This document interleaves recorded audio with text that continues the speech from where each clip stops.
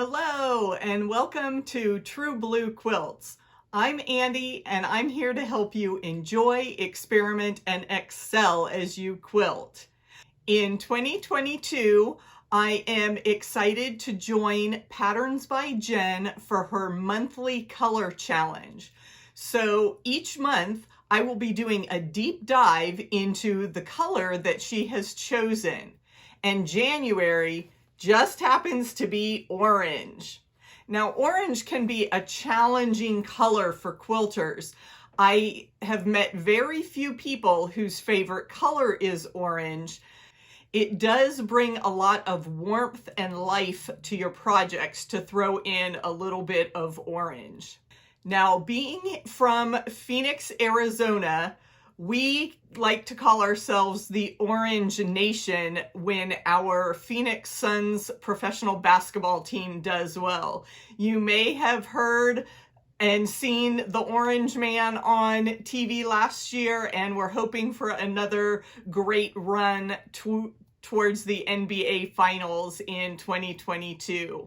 And we're looking forward to another great season for basketball in the Valley of the Sun. So orange finds its way into a lot of places here in the desert Southwest.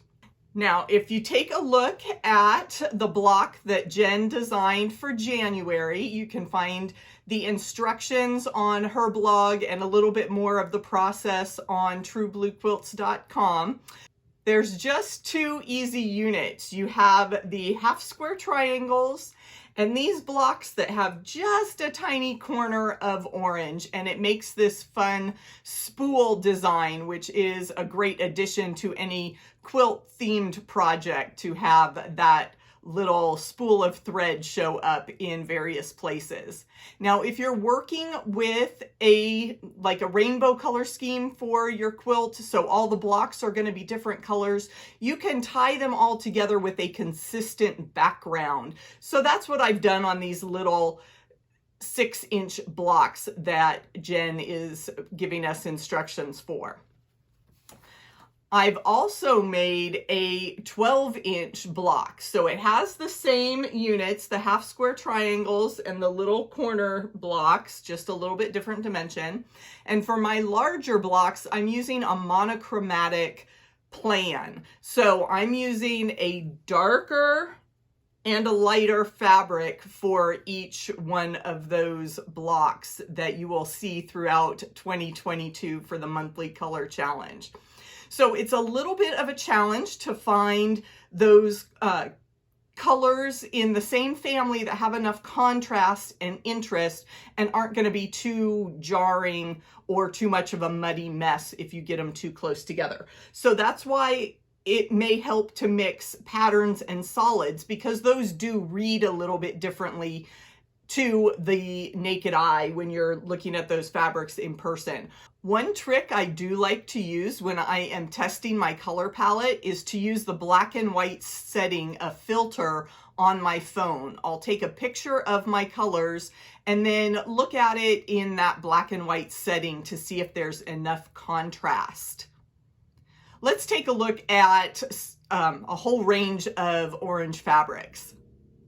Over the years, I have collected quite a variety of fabrics, and I like to keep them sorted in plastic bins by color family. So here's one of the big pieces of yardage I have that reads as a red, orange, yellow fabric. So you can see some of these darker bits that are more red and some of the real light areas that are yellow. Yes, there are the green leaves, but overall, this speaks to me as an orange or a yellow. So let's look.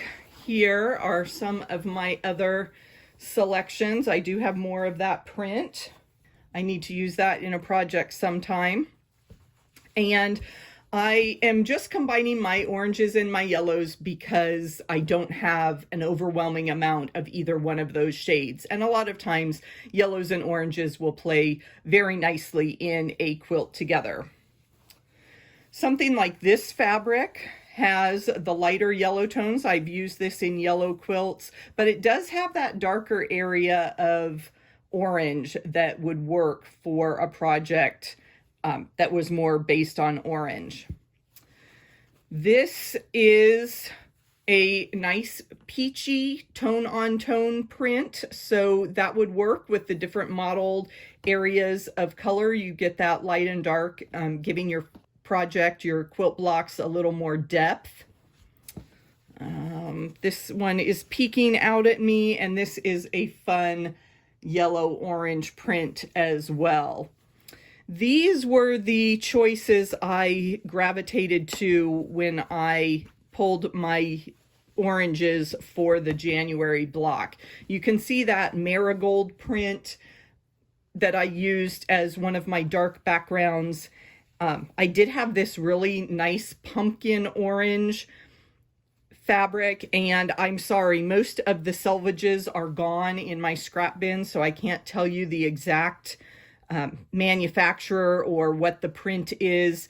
This Shadow Play, I think this line was called Shadow Play, and this is the orange that I chose with. It has a little bit of black, almost paint speck spatter on it. I got that recently, so that may still be available. A lot of quilt shops have color walls, so where more solid blender type fabrics are stored, and that makes it really fun and easy to pick out monochromatic mixes of colors. This print caught my eye. This was a kind of a batik stripe, and that gets you into those real rusty orange tones. But wouldn't that be a great addition to that color palette as well?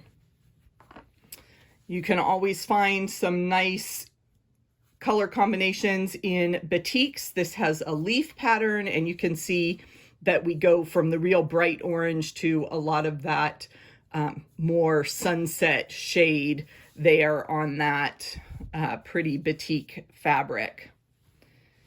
Here's another batik that has kind of sunflower print, and so that brings in more of the yellows.